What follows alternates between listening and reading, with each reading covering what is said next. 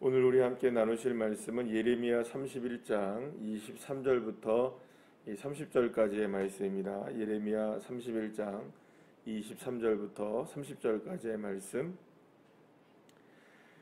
우리 다 같이 함께 합독하시겠습니다. 만군의 여호와 이스라엘의 하나님께서 이와 같이 말씀하시니라.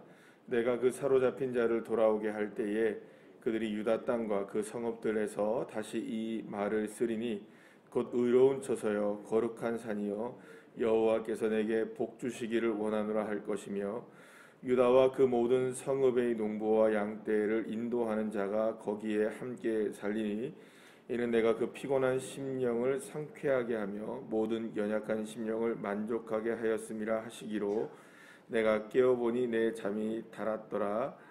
여호와의 말씀이니라. 보라, 내가 사람의 씨와 짐승의 씨를 이스라엘 집과 유다 집에 뿌릴 날이 이르리니 깨어서 그들을 뿌리 뽑으며 무너뜨리며 전복하며 멸망시키며 괴롭게 하던 것과 같이 내가 깨어서 그들을 세우며 심으리라.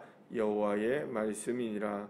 그때 그들이 말하기를 다시는 아버지가 신 포도를 먹었으므로 아들들의 이가 시다 하지 아니하겠고 신 포도를 먹는 자마다 그의 이가 신 것 같이 누구나 자기의 죄악으로 말미암아 죽으리라.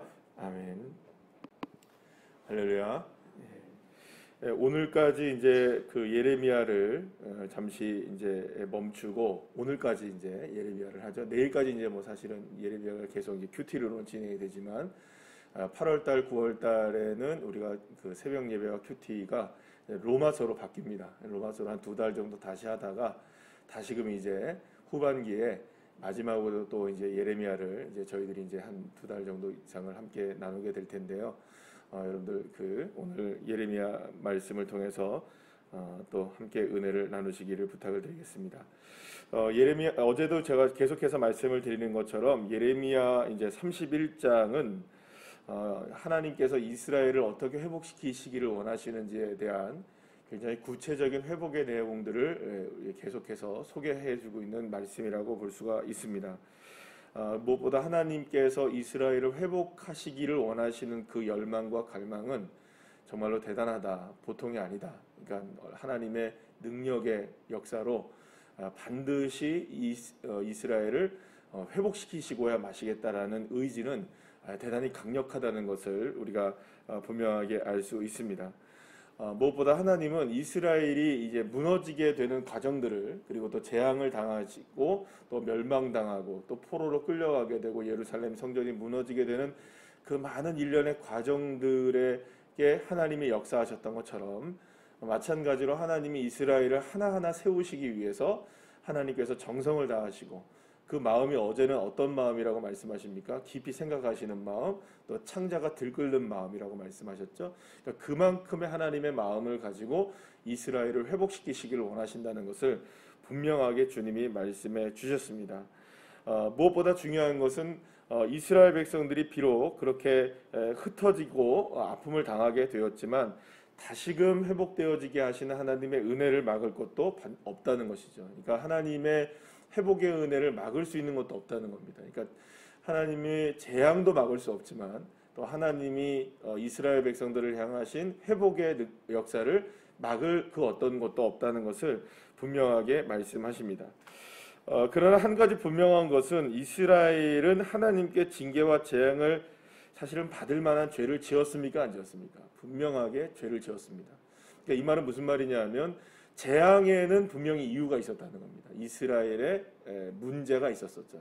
그러니까 이스라엘이 죄를 지었고 가증한 우상을 섬겼고 그들이 성전을 더럽혔고 하나님의 말씀에 순종하지 않고 살아갔던 그 많은 이 죄악들이 있었기 때문에 사실은 이스라엘 백성들이 재앙을 당한 겁니다. 그러니까 그저 그냥 하나님이 그들을 재앙을 당해라 그냥 이렇게 해서 한 게 아니라 이유가 있었던 것이죠. 그래서 그 이유를 제거해야만 사실은 문제가 해결되는 것이겠죠. 그래서 아주 중요한 건 뭐냐 하면 결국에는 이스라엘 백성들이 남겨져 있었던 그 많은 죄악들이 어떠한 상황을 통하여서 해결되기를 원하셨냐 하면 바로 이런 재앙과 또 이 포로로 끌려가게 되는 이 아픔을 통하여서 자신들의 죄를 깨닫게 되고 또 하나님께로 돌이키기를 하나님께서 원하셨던 것을 우리가 알게 됩니다.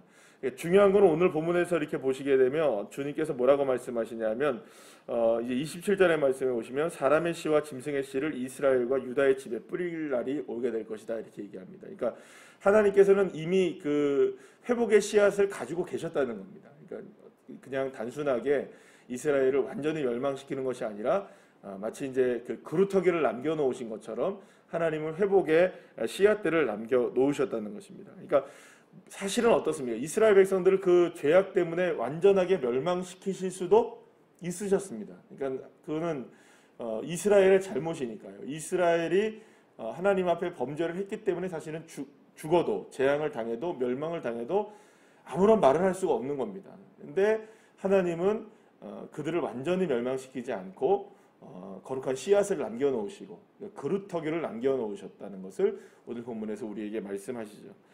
사랑하는 여러분, 저와 여러분에게도 하나님의 이 그 거룩한 씨앗들이 우리의 가정과 삶 가운데 남겨져 있고 또 하나님이 언젠가는 그것을 씨앗을 뿌림으로 다시금 새싹이 돋고 하나님의 은혜 가운데 나무가 되어지고 열매를 맺게 되는 그러한 풍성한 회복의 역사가 일어나게 될 줄로 믿습니다.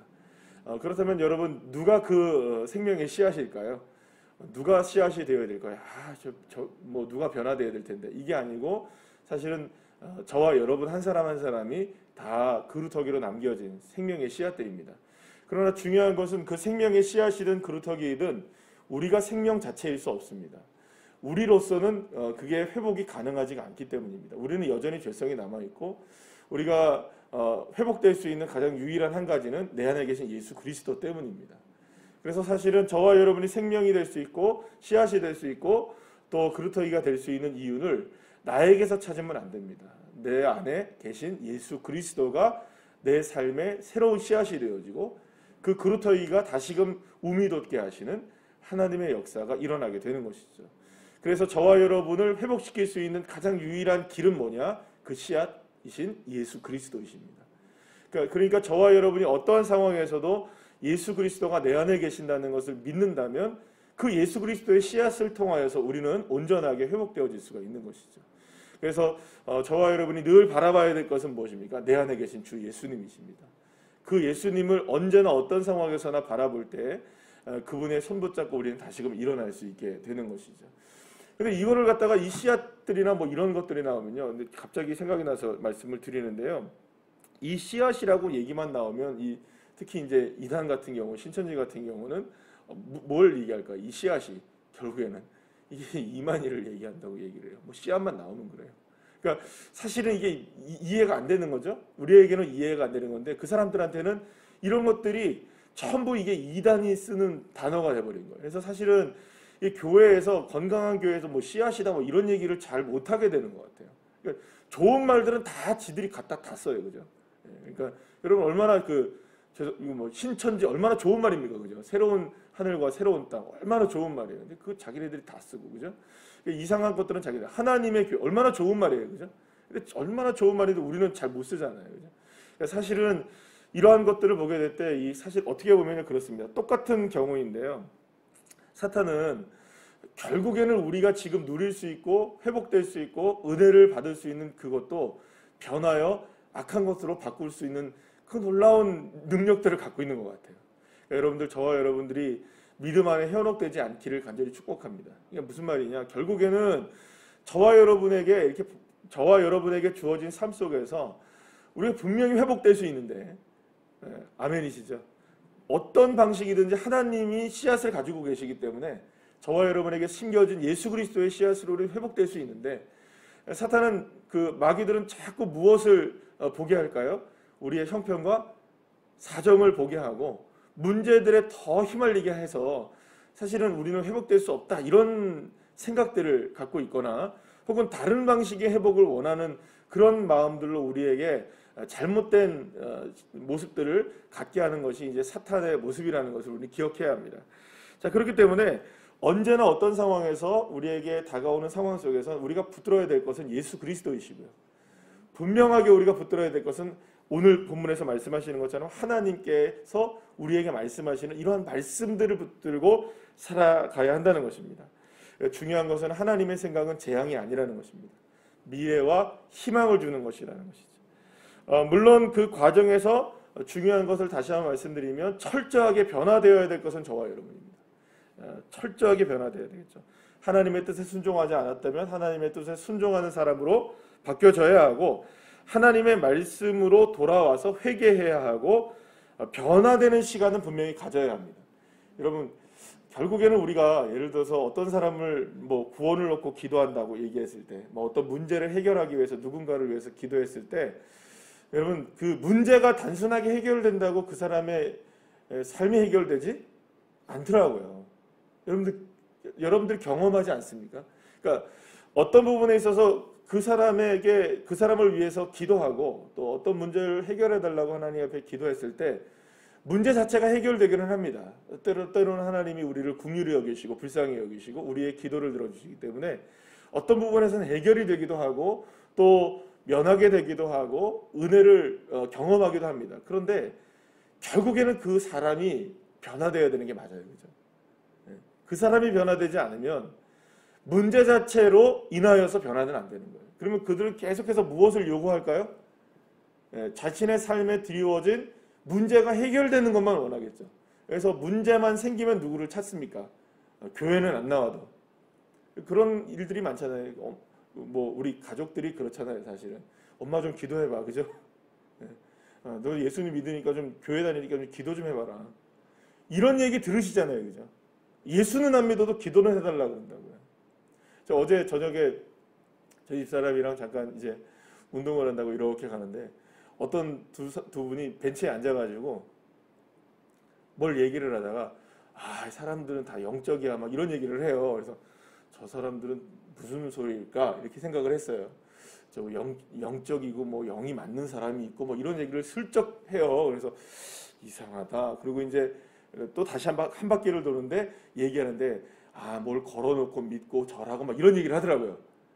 그러니까 저희 집사람이랑 저랑 얘기하면서 교회 다니는 사람은 아닌 것 같아 이렇게 얘기를 했어요.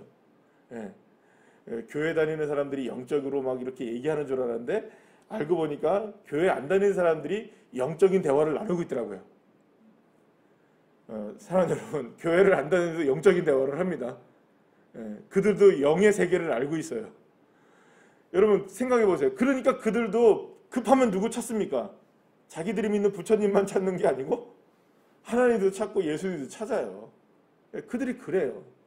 그러면 여러분 갑자기 그들이 예수님을 찾고 하나님을 찾는다고 해서 그걸 믿는 걸까요? 아니에요. 문제 해결을 위해서 도구예요. 하나님은 그렇게 되기를 원하지 않으시고 계신다는 거예요. 단순하게 어떤 문제를 해결해 주실 수는 있으십니다. 그게 주님의 능력이시니까요. 얼마든지 가능하실 겁니다. 그러나 하나님께서 원하시는 것은 근본적인 인생의 변화입니다.